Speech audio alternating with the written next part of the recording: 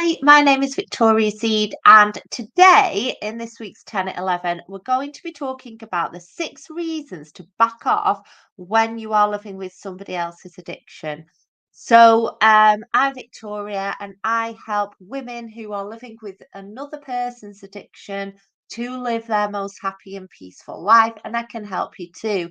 And every week I do a live session just to talk about a topic related to addiction and family recovery for free for your benefit. If you're not already in there yet, have a look at the Facebook community, which again is a free resource with a community vibe so that you can join it and be in there with women who are experiencing a similar journey to yourself, because there is no point going through this on your own.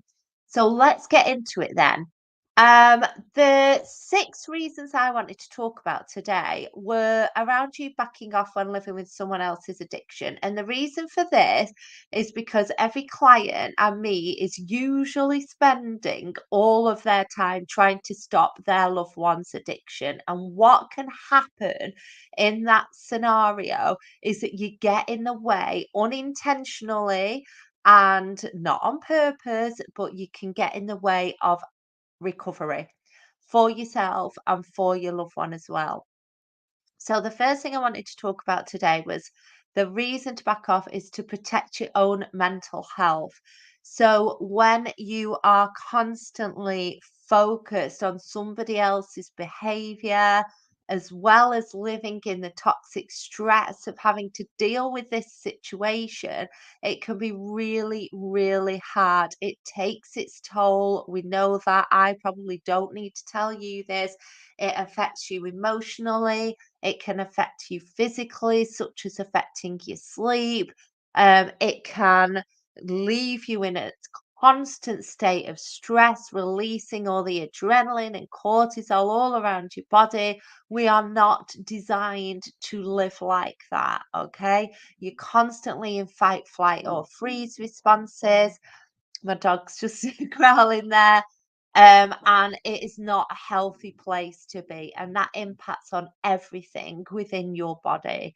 So, the first reason I want you to back off a bit is because of you, to persevere with living a happier and peaceful life, and without the focus, the sole focus of your life being on stopping their substance. So, that's number one.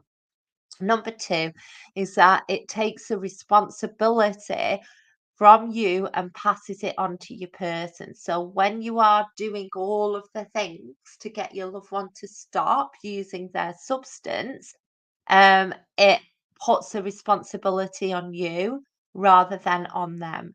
And even though you might be trying all sorts of things like, telling them to go to rehab, getting them into detox, trying to get them to get some help and support, going to 12 steps, um, you know, putting boundaries in place that you're not sticking with so they never work, whatever it is, you are putting yourself in the position of being responsible for their use when it isn't your responsibility. It is your loved one's responsibility. So most people will get into help and support as a result of pressure from their family members, friends, partners, colleagues, whoever it is. However, to get intrinsically motivated, it needs to be from themselves. And you can do this as a friend, family member, or partner. You can contribute to that intrinsic motivation. And that's what my work is all about.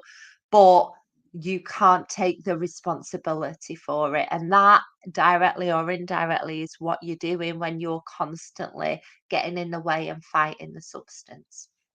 Okay, so that is reason number two. Reason number three is that you can create more headspace to think strategically. So that comes back to number one. You are constantly emotionally reacting to your loved one's behaviors and any surrounding behaviors as well.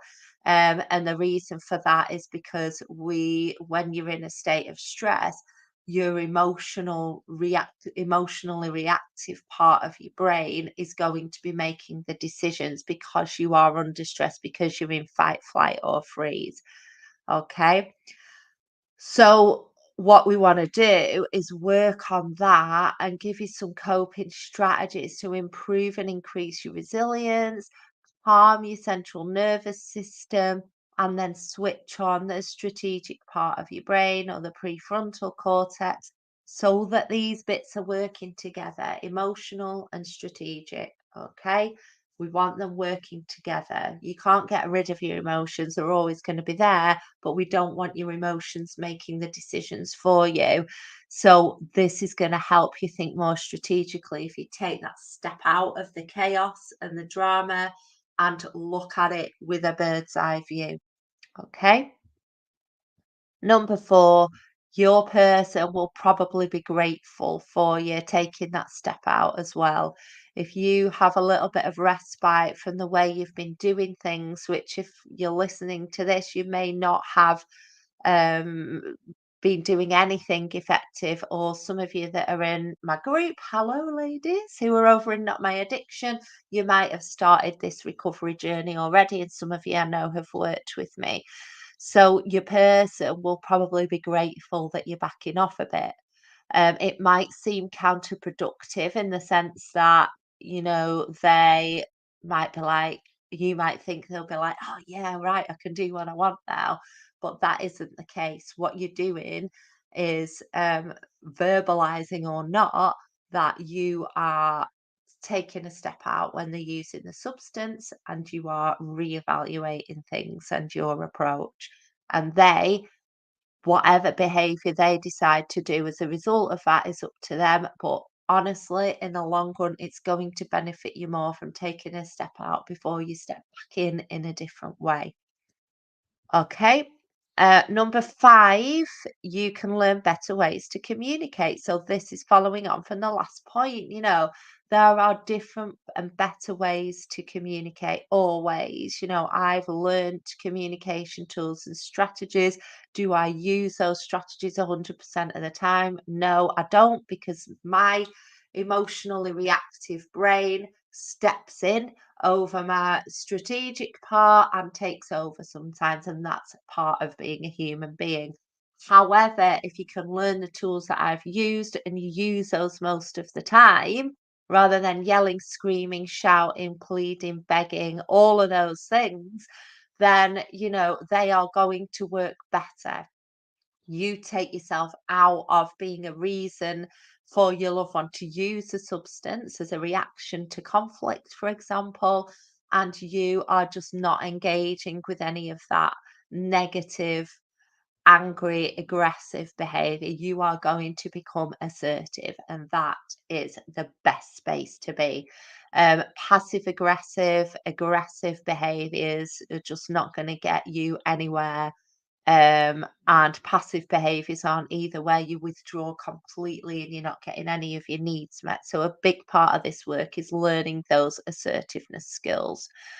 Okay. And number six is you can finally take a step back from trying to provide the support of several professionals. So I see this all the time again with my clients. You're doing the work of a mental health practitioner, drug and alcohol practitioner, family practitioner, um, uh, you know, childcare, budgeting, housing, all of those things, like financial planner, all the things that people train for their whole lives to do just one of those things.